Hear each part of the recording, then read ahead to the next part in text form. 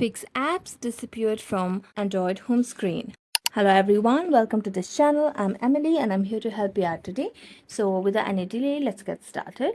Now, a lot of times your apps may disappear from your home screen. Now, it is generally due to the manual functions, or if someone has manually deleted or removed the account from the home screen, then only they get disappeared.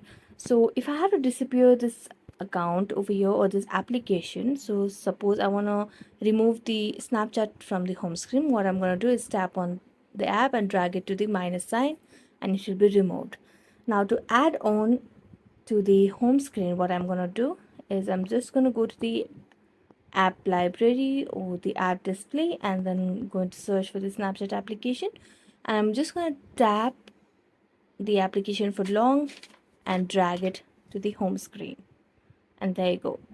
So thank you so much for watching this video. If you enjoyed it, don't forget to like, subscribe and hit the bell notification for more updates. That's it for today. See you next time.